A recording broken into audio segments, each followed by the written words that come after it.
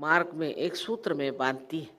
लेकिन और देशों में जाइए तो अजीब-अजीब लोग काम करते हैं, जिससे कि ऐसा लगता है कि इनको मालूम नहीं ये कौन है।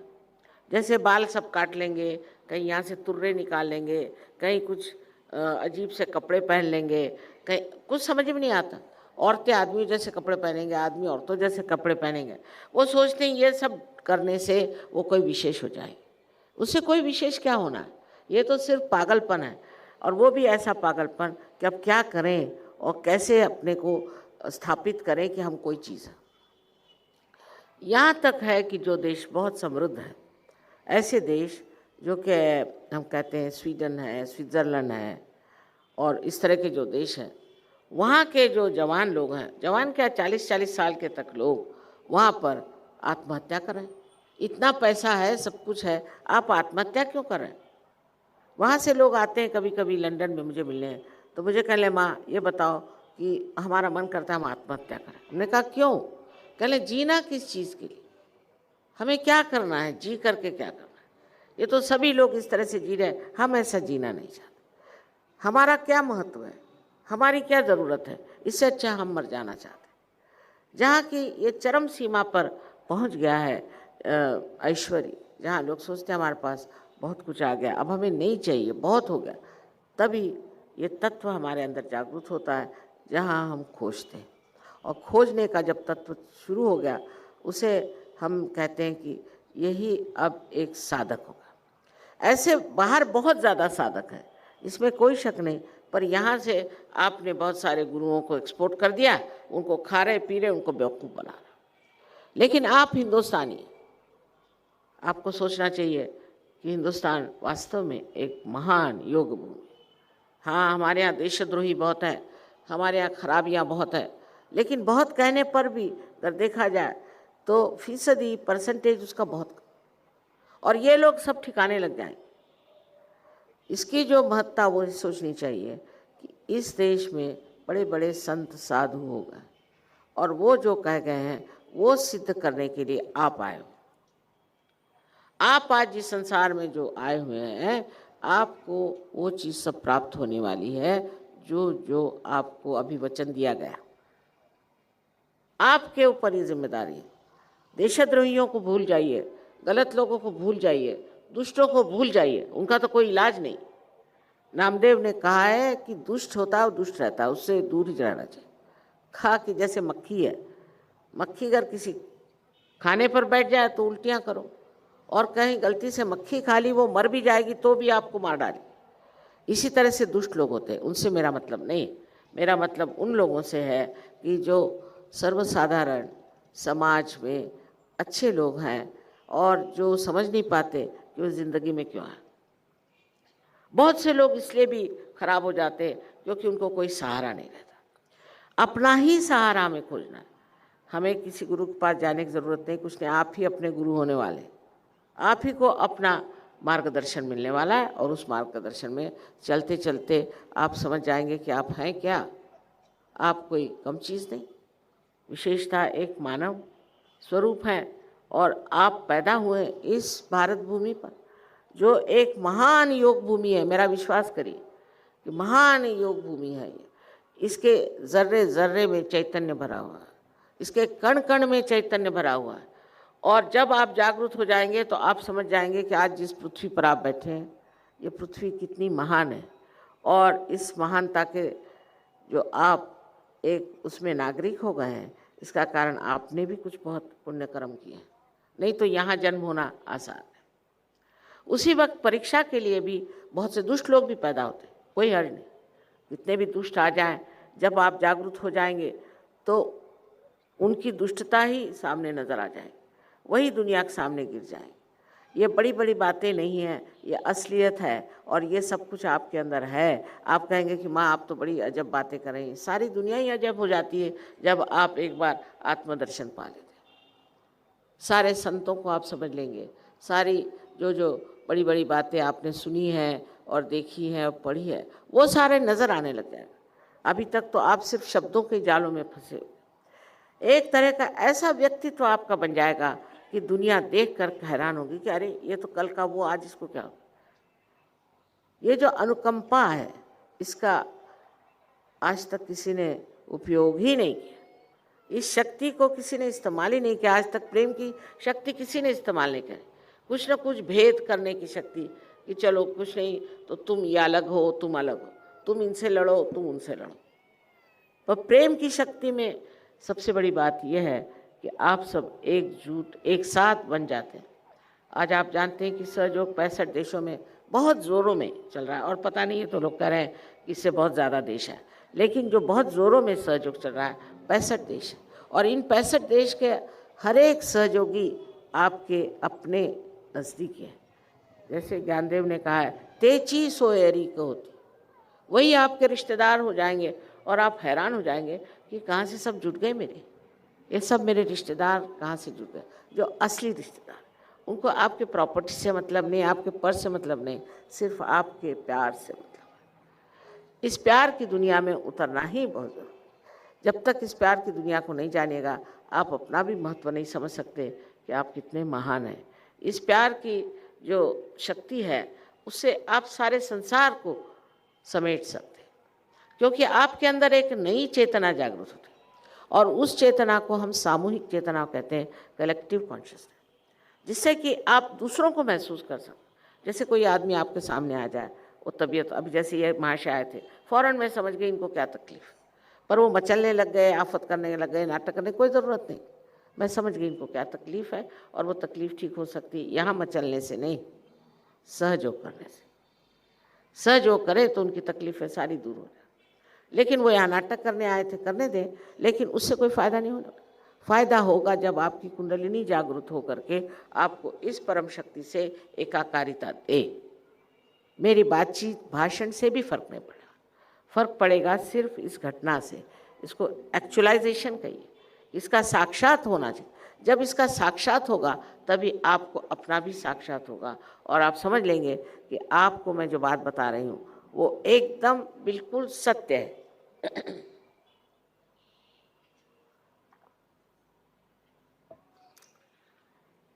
इस पर ये जान लेना चाहिए कि ये सब होने के बाद आप परमात्मा के साम्राज्य में आते। परमात्मा का साम्राज्य पूरी तरह से अलौकिक है, और उसका कार्य इतना सुंदर और इतना मज़ेदार होता है। जिस तरह से नाटक खेलते, उस तरह से उनके साम्राज्य में ये परम चैतन्य जो है ये कार्यान्वित होता है। इससे बढ़ के होशियार, इससे बढ़ के प्रेममय, और इससे बढ़ के एफिशिएंट जिसको कहना चाहिए, और कोई भी शक्ति नहीं। इसके बारे में जितना भी बताऊं उतना कम है, पर मैं कहूँगी कि आप इसका अनुभव करें। इसका अनुभव आपको मिलना चाहिए, जिसके आप हकदार हैं, इसे आप प्राप्त करें। कोई मुश्किल नहीं है। अब देखिए, बम्बई शहर में आज सालों से मैं यहाँ मेहनत कर रही हूँ, काम कर रही हूँ, पर यहाँ के लोग अभी भी, उनका चित्त जो है उस और नहीं है जहाँ इसे खोजना चाहिए। उनका चित्त और जगह, इसलिए चल भी चल रहे थे। पर जहाँ जहाँ इसमें चित्त लोगों का लगा हुआ, और जिन्होंने सोचा है कि इसको प्राप्त करना ही पहली बात है और उसके बाद देखा जाएगा बाकी, वो लोग बहुत गहरे उतरते, और उनको अनेक लाभ हुए, अनेक लाभ हुए। और ये लाभ से भी बढ़ के सबसे बड़ा लाभ ये है कि आप आनंद के सागर में डूब जाते।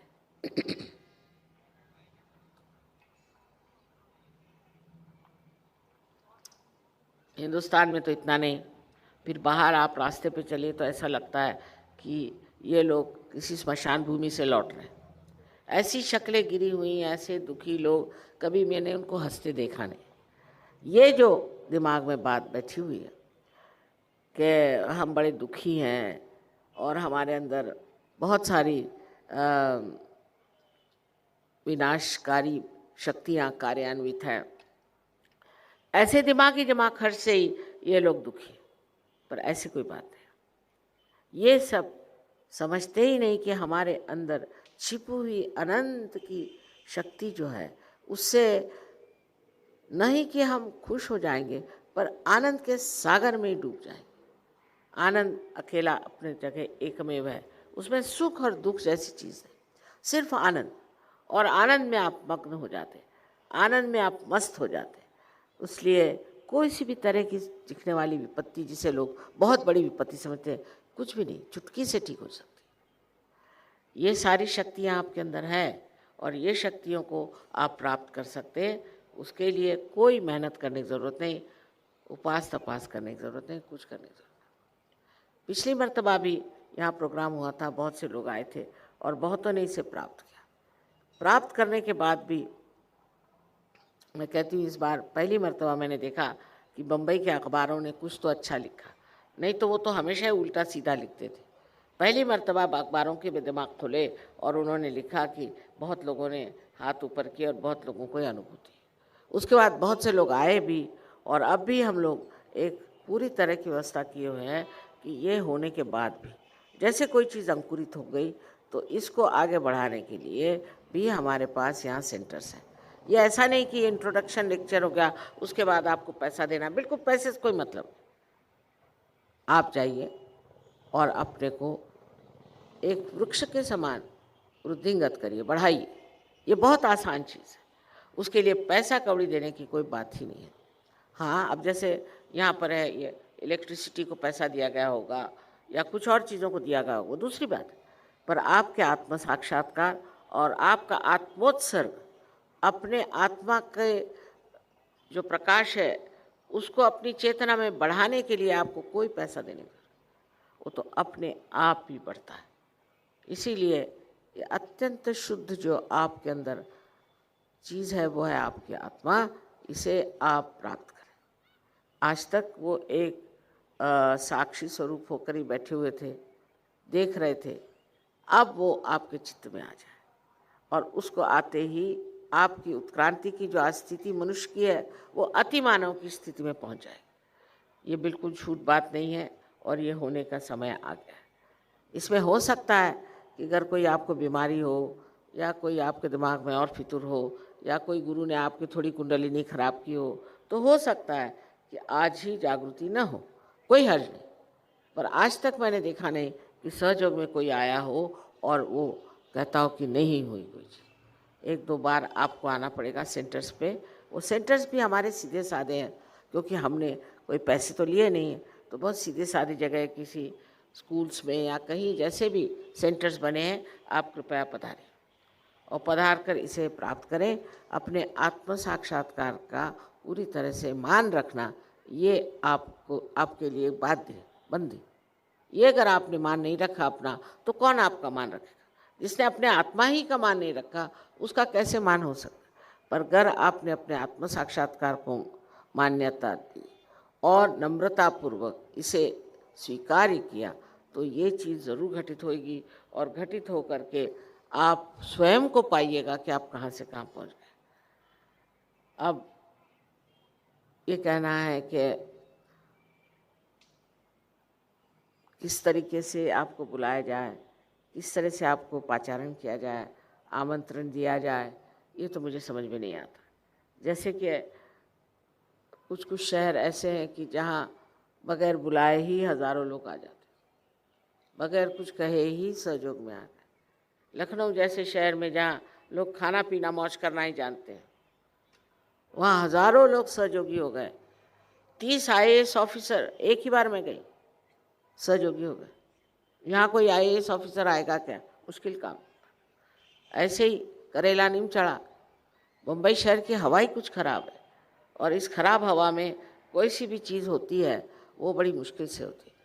पर तो भी आप समझ लीजिए कि आप इस मुंबई शहर के रहने वाले नहीं, आप उस शहर के रहने वाले हैं जहाँ हर समय आनंद की वर्षा होती है। बस वहाँ आपका स्वागत है, आप लोग आइए और इसे प्राप्त करें। आप सबको मेरा अनंत आशीर्वाद।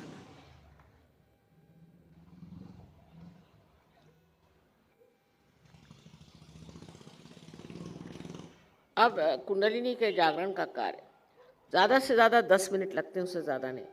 लेकिन हमारे यहाँ लोग घड़ी ज़्यादा देखते हैं। इस वक्त घड़ी ना देखें और जिनको नहीं लेना हो वो कृपया चले जाएं, क्योंकि इस पर ज़बरदस्ती नहीं हो सकती। तो कभी नहीं, आपकी कुंडलिनी स्वयं ही ऐसे उद्दाम इंसान की कुंडलिनी कभी नहीं खड़ी। इसलिए नम्रतापूर्वक इस चीज़ को प्राप्त करें। और जैसे ही आपने नम्रतापूर्वक इस चीज़ को मांगा है, आपकी अपनी ही शक्ति आपको मिल जाए। इसका डिस्कशन या इसके बारे में विचार करने से कुछ नहीं होगा, क्योंकि हमें तो विचारों से परे जाना है। इस वक्त विचार करने से ठीक नहीं है। आपको ये भी नहीं कि आप विचारों को रोकिए, कुछ नहीं मैं कह रही, पर अपने आप आपके विचार रुक जाएंगे। इसलिए कृपया सिर्फ मन में ये इच्छा रखें कि ये हमारे साथ घटित होना है और हम चाहते हैं, शुद्ध इच्छा हमको यही है कि हम अपने आत्म साक्षात्कार को प्राप्त करें।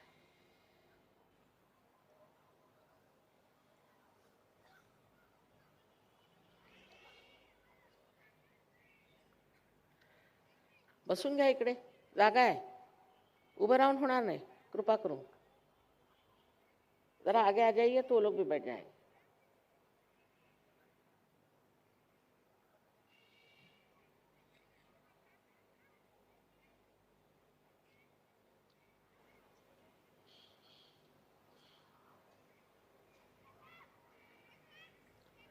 देखिए, भारतवर्ष की कमाल ये है कि हिंदुस्तान में 10 मिनट में जागृति होती है और परदेश में तो मेरे हाथ टूट जाते हैं, घंटों जागृति नहीं होती। पर जब होती है तो जमते अच्छे हैं, क्योंकि अपने देश में कोई चीज़ अगर सस्ती मिल जाए, आसानी से मिल जाए, तो उसकी कोई कदर नहीं। अगर हम कहीं पहाड़ पे जाके बैठे और आपको चढ़ के आना पड़े और वहाँ आप परेशान हो करके कम से कम 2 घंटे परेशान रहें, तब कहीं आप सोचेंगे कि हाँ भाई इतना पहाड़ चढ़ के आए, कम से कम कुछ करो। लेकिन बात यह है कि आजकल का ज़माना जो है ये बहुत समय नहीं देता है, इसलिए ये सहज में ही जल्दी घटना होने वाली, इसकी ज़रूरत है। इतना ही नहीं, परम चैतन्य स्वयं चाहते हैं कि आप लोग जल्दी से जल्दी सब लोग पार हो जाए। ये एक परमात्मा की इच्छा ही है जिसके कारण ये कार्य इतने जल्दी हो रहा और इतना सुगम है। पर तो भी अपनी पूरी इज्जत करना, अपने आत्म साक्षात्कार का मान रखना, ये बहुत ज़रूरी है। अगर किसी को अभी नहीं हुआ तो भी हमारे यहाँ सेंटर्स हैं, उसके बारे में आपको बताएंगे, वो कृपया लिख लीजिए। और आप देखेंगे कि इसके बाद आपको बड़ा अच्छा लगेगा, आप शांत हो ही जाएंगे और हल्कापन आ जाएगा। उसके बाद भी इन्होंने एक संगीत रखा है बहुत अच्छा, ऐसी एक सहयोगिनी है, जैसे आपने औरों का भी सुने, उसी प्रकार जिसने सहयोग में बहुत कुछ पाया है, उनका गान होगा। आप देखेंगे कि वो गान आपको बहुत अंदर से आनंदाई, आह्लाददायी। अब आपको मैंने कहा है पहले ही, इस 1-2 उसमें शर्तें हैं। पहले तो शर्त ऐसी है कि आप अपने बारे में कोई भी न्यून बात न सुने। माने आपको कोई लोग कहें आप पापी हैं, आपने पूर्व जन्म में ये कर्म करे, वो भोगो, ये ऐसी कोई बात सहयोग में नहीं। जब आप हमारे सामने आज बैठे हुए हैं तो आप हमारे बच्चे हैं और आप पूर्णतया शुद्ध हैं। ये धारणा हृदय में होनी चाहिए कि न तो आप पापी हैं, न ही आप में कोई न्यूनत्व है। आप दोषी नहीं, बिल्कुल भी दोषी नहीं। जो लोग सोचते हैं कि हम दोषी हैं और हमने गलती की, हमें कैसे होगा, इस तरह की भावना लेते हैं, उनका ये चक्र यहाँ पकड़ जाता है। और इस चक्र के पकड़ने के कारण आपको अनेक बीमारियाँ हो सकती है, जैसे स्पॉन्डिलाइटिस है, अंजाइना है, और शरीर के जितने भी ऑर्गन्स हैं वो भी बिल्कुल आलसी हो जाते हैं, लिथार्जिक हो जाते हैं। इसलिए ऐसी चीज़ जो कि हो चुकी, गलती हो गई होगी, उसको आज लेकर बैठने की क्या ज़रूरत है।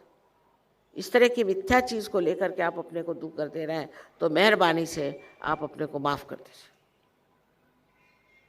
अपने प्रति एक प्रसन्न चित्त होना चाहिए, अपने प्रति एक आदर। मैंने आपसे पहले ही बताया कि मैं आपका आदर करती हूँ, मैं आपसे प्रेम करती हूँ। इसी प्रकार आपको भी अपने साथ आदर का ही भाव रखना चाहिए और उसी तरह से प्रेम का भाव। तो प्रसन्न चित्त होकर बैठे। दूसरी बात जो कहने की है वो ये कि जैसे आप अपने को क्षमा करते हैं, आप दुनिया भर को क्षमा करते हैं। क्योंकि आप दूसरों को क्षमा करिए या ना करिए, आप करते कुछ नहीं वैसे देखा जाए तो लेकिन हम इस मामले में कुछ विचार ही नहीं करते कि क्यों हम किसी को माफ़ नहीं करते। जब हम दूसरों को माफ़ नहीं करते हैं तो हम अपने को छलते रहते हैं, और जिसको माफ़ करना होता है वो तो आराम से बैठा हुआ। इसलिए सबको एक साथ माफ़ कर देना है, ना उनके बारे में सोचना है, क्योंकि उनके बारे में सोचना भी एक बड़ा भारी सरदर्द है। इसलिए कृपया सबको एक साथ आप क्षमा करें, सबको एक साथ आप क्षमा करें। जब आप सबको एक साथ क्षमा कर देंगे, आपको आश्चर्य होगा कि आपको बहुत अंदर से हल्कापन आएगा। बेकार का बोझा आप ढो रहे हैं, इसलिए सब दुनिया को आप एक साथ क्षमा करें, उससे बड़ा फायदा होगा। उससे ये जो चक्र आपका आज्ञा चक्र है, ये इस तरह से बंधा हुआ बिल्कुल संकीर्ण है, इसके अंदर से कुंडलिनी जा ही नहीं सकती, लेकिन माफ़ करते ही ये खुल जाता है, और खुलते ही साथ इसमें से कुंडलिनी आसानी से जाए। इन दो चक्रों के कारण बहुत बार जागृति नहीं होती, इसलिए मैंने आपसे विनती की है कि आप अपने को क्षमा करके ये चक्र को खोल दें, और सबको क्षमा करके ये चक्र थोड़ा सा भी खुल जाए, ठीक है, फिर कुंडलिनी खुद ही से खोल देगी। नहीं तो उसको लड़ना पड़ेगा, उसको आकर के धक्के देने पड़ेंगे। इसलिए उसका कार्य सरल होने के लिए, सहज होने के लिए आप इतनी दो चीज़ें करिए कि आप अपने को माफ़ करिए और दूसरों को माफ़ कर दीजिए, मन से, हृदय से। दूसरी बात है कि बेहतर है आप अपने चप्पल जूते उतार दें और ज़मीन पर, क्योंकि इस ज़मीन की महती मैंने आपको बताई है, पैर रखें। जो लोग ज़मीन पर बैठे ठीक है, पर चप्पल जूते उतार लें तो अच्छा।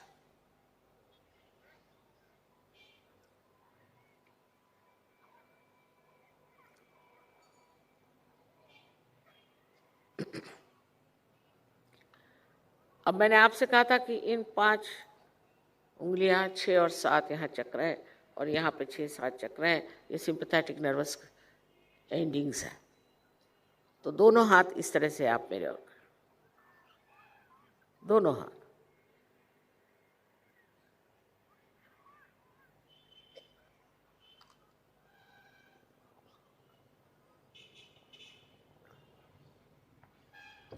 बहुत से लोग कहते हैं कि ये मेस्मरिज्म, अगर मेस्मरिज्म से आदमी अगर इतना अच्छा हो जाता तो कोई बुरी बात नहीं, किंतु मेस्मरिज्म में लोग आँखों से आँखों में डाल के करते हैं। मैं तो आँख बंद कर लेती हूँ, और आप भी आँख बंद करेंगे, दोनों हाथ मेरी ओर।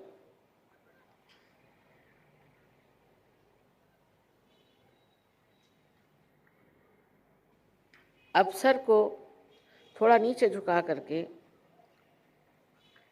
लेफ्ट हैंड मेरी ओर करें, और सर के तालू भाग जो है, जिसको मराठी में टाळू म्हणतात, और दूसरा ये कि इसको तालव्यम, जो कि हमारे बचपन में एक बहुत स्निग्ध सी हड्डी थी, उसके ऊपर अधांतरी ऊपर छूते हुए नहीं, राइट हैंड रखें, सर झुका लें और देखें कि इसमें से, इस ब्रह्मरंध्र में से ठंडी या गर्म हवा आ रही है क्या।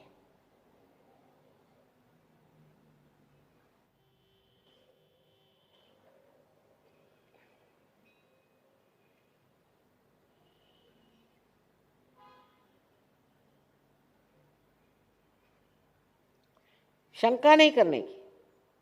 इस वक्त देखिए एक पत्ती नहीं हिल रही कहीं, लेकिन अगर आपके सर से आ रही। अब मेरे और राइट हैंड और सर को झुका लें, और लेफ्ट हैंड से देखें कि इस तालु भाग से, जिसे कि फॉन्टेनेल बोन एरिया अंग्रेजी में कहते हैं और अध्यात्म में ब्रह्मरंध्र कहते हैं, देखिए कि ठंडी या गर्म हवा आ रही है क्या। जैसे आदि शंकराचार्य ने वर्णन किया है, सलीलम सलीलम, ठंडी ठंडी।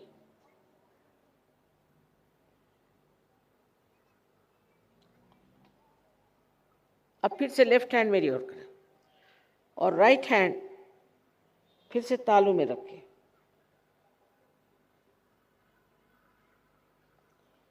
कभी आगे होता है, कभी पीछे होता है, किसी किसी को बहुत ज़्यादा आती है तो दूर तक आती, जेट के जैसे। कहीं पर से भी ठंडी या गर्म हवा, लहरियों जैसी चैतन्य लहरियाँ निकलती हुई अपने ही तालू से नजर आ रही है।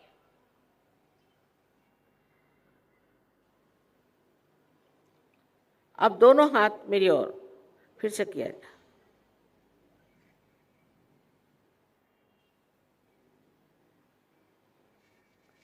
और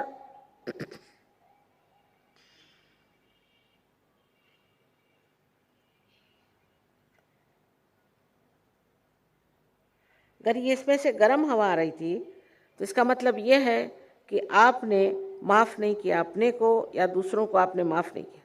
इस वक्त आप मन से कहो कि मैंने सबको माफ़ कर दिया, मन से। अब देखिए हाथ में ठंडी या गर्म हवा आ रही है।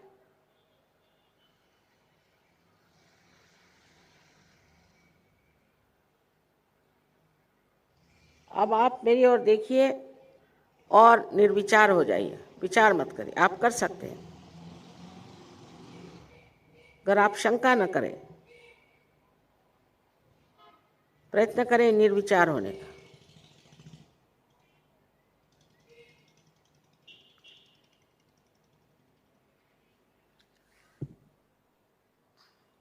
अब दोनों हाथ आकाश की ओर और सर पीछे कर, और एक प्रश्न पूछे 3 बार, सर पीछे करके आकाश की ओर देखें। आप मुझे माँ कहिए चाहे श्री माता जी कहिए। श्री माता जी, ये परम चैतन्य है क्या? ऐसे 3 बार प्रश्न करें। अब ठंडी ठंडी हवा अगर आने लग गई तो 3 बार कहिए कि यही परम चैतन्य है।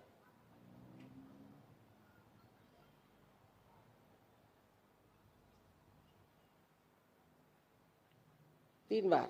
अब हाथ नीचे करें। अब फिर से मेरे और दोनों हाथ करके और निर्विचार होइए। किसी किसी को नीचे से ठंडी हवा आएगी, उसको उठा के और ऊपर ले आए।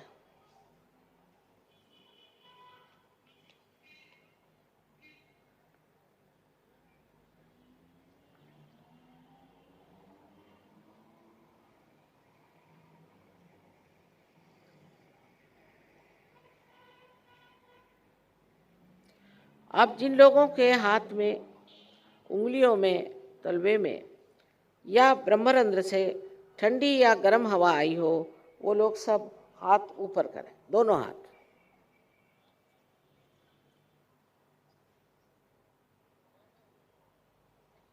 सारे बम्बई के जितने लोग आज यहाँ हैं और बाहर से आए, सबको मेरा नमस्कार। अब आपका संतों जैसा जीवन शुरू, कोई चीज़ छोड़ने की नहीं, क्योंकि कुछ आपने पकड़ा ही नहीं, ऐसी दशा हो जाएगी। मेरा आप सबको अनंत आशीर्वाद है। पर अभी बीज अंकुरित हुआ, इसके वृक्ष होने चाहिए। अगर आप लोग इतने जहाँ जो हैं, अगर एक वृक्ष के रूप में हो जाए तो एक एक आदमी न जाने कितने दीप जला सकता है, और इसी से सारा विश्व बदल सकता है। मैं सारे विश्व के परिवर्तन की बात कर रही हूँ। आशा है आप लोग इसमें सहकार्य देंगे और अपनी तो उन्नति करिएगा, पर इसके साथ और भी लोगों की और देशों की भी उन्नति करिएगा। आपको पता नहीं है कि सारे विश्व में लोग आपको सबसे ऊंचे लोग समझते हैं अध्यात्म में, और वो खुद ही यहाँ आपके चरणों में आएंगे, समझेंगे कि ये भारतीय है। जब तक हमने आत्म साक्षात्कार को प्राप्त नहीं किया, हम भारतीय नहीं। भारतीय होने की सबसे बड़ी बात है कि आत्म साक्षात्कार की इच्छा, और आजकल के ज़माने में इसे प्राप्त करना। सबको मेरा अनंत आशीर्वाद।